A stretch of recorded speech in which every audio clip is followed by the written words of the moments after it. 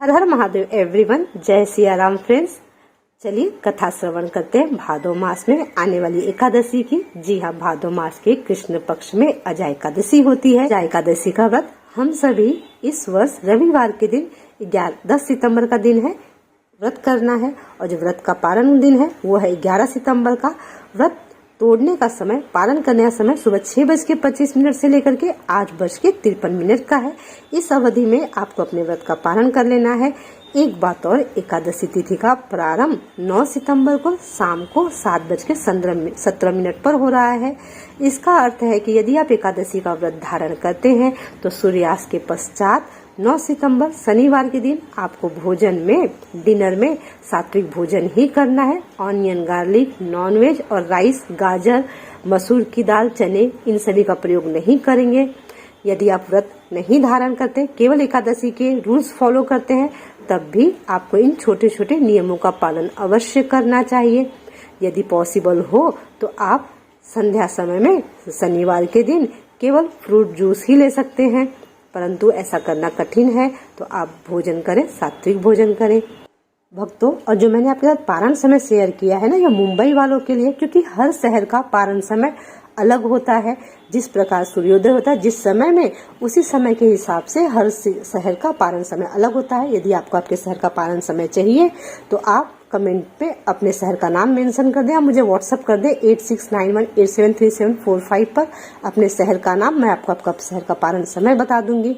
एक बात और, यदि आप एकादशी का व्रत करते हैं, नहीं भी करते हैं, आप चाहते हैं कि आपके संचित पापों का नाश हो, पुण्य की प्राप्ति हो, तो ऐसे में आपको चाहिए कि स्नान करने के जल में अपने एकादशी वाले दिन आप आंवले का फल या तुलसी दल या गंगा जल मिलाकर के स्नान करें। यदि आप ये ऐसा कुछ नहीं कर सकते तो यदि आपके पास कोई सोने का आभूषण हो तो आभूषण को जल में डाल करके फिर जल को पवित्र करके फिर स्नान करें। याद रहे, निर्वस्त्र स्नान नहीं करेंगे। और जो भी आप आइटम डाल रहे हैं नहाने के जल में, जैसे आपने तुलसी जी पानी में डाल दी या आपने आंवले का फल डाला है, तो तुलसी जी या आंवले का फल बाथरूम में बह करके नहीं जाना चाहिए, नालियों में। इसलिए आपको चाहिए कि आप किसी छोटे से पात्र में सबसे पहले उसे डालकर रख दें और फिर उस पानी को अपने बकेट के पानी में मिला दें।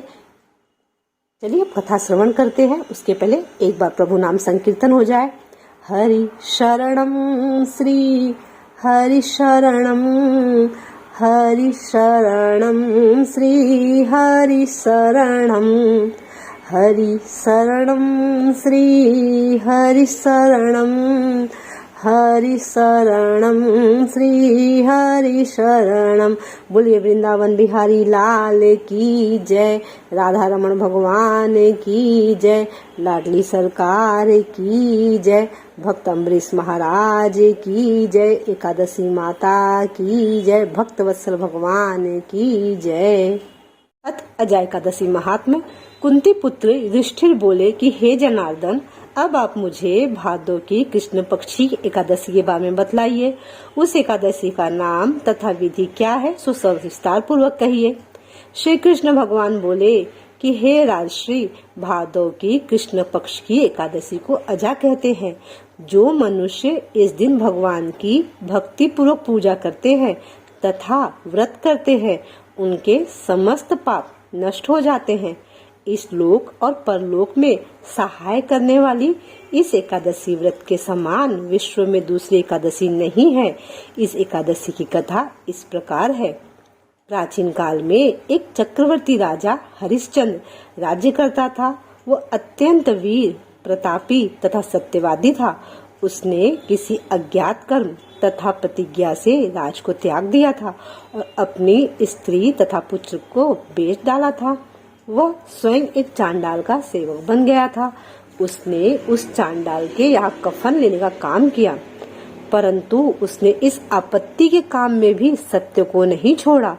जब इस प्रकार रहते हुए उनको बहुत वर्ष हो गए तो उसे अपने इस नीच कर्म पर बहुत बड़ा दुख हुआ और इससे मुक्त होने का उपाय सो खोजने लगा। वह उस जगह सदैव इसी चिंता में लगा रहता था कि मैं क्या करूं। एक समय जबकि वो चिंता कर रहा था, गौतम ऋषि कहीं से वहां आ पहुँचे। राजा ने उन्हें देखकर प्रणाम किया और अपने दुखों की कथा सुनाने लगे। महर्षि गौतम राजा के दुख से पूर्ण वाक्य को सुनकर अत्यंत दुखी हुए और राजा से बोले कि हे राजन, भादों के कृष्ण पक्ष से अजय एकादशी होती है। अजय एकादशी का विधि पूर्वक व्रत करो तथा रात्रि जागरण करो, इससे तुम्हारे समस्त पाप नष्ट हो जाएंगे। गौतम ऋषि राजा से इस प्रकार कहकर अंतर ध्यान हो गए। हे राजन, यह सब अजय एकादशी के व्रत का प्रभाव था कि राजा हरिश्चंद्र को इस पाप कर्म से मुक्ति मिली और उन्हें उनका राज्य और स्त्री और पुत्र पुनः प्राप्त हो गए। जो मनुष्य इस व्रत को विधि पूर्वक करते हैं तथा रात्रि जागरण करते हैं, उनके समस्त पाप नष्ट हो जाते हैं और अंत समय स्वर्ग को जाते हैं। इस एकादशी की कथा के श्रवण मात्र से ही अश्वमेध यज्ञ का फल मिलता है।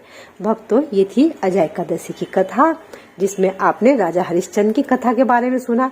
यदि आप राजा हरिश्चंद्र जी की कथा विस्तार में सुनना चाहते हैं तो मेरे YouTube चैनल पर आपको कथा मिल जाएगी। मैं कथा की लिंक डिस्क्रिप्शन में शेयर कर दूंगी। कथा अवश्य सुने, क्योंकि राजा हरिश्चंद्र की कथा सुनने से हमारे अंदर सत्य बोलने की प्रेरणा जागृत होती है। और आप सभी को चाहिए, यदि आप कथा सुनेंगे अपने परिवार के सदस्यों से सुनाएंगे, यदि आप पेरेंट्स हैं अपने बच्चों को सुनाते हैं, तो आपके बच्चों का भविष्य और भी उज्जवल होगा, क्योंकि उनके अंदर सत्य बोलने की ताकत होगी। और सत्यम शिवम, सत्य ही सबसे सुंदर है, सत्य ही शिव है। तो इस बात को ध्यान रखिए और सत्य बोलें, सत्य बोलने का प्रयास करें। फ्रेंड्स, वीडियो को आगे अवश्य शेयर करें अपने इंस्टा, FB और व्हाट्सएप ग्रुप में। हर हर महादेव, जय सिया राम।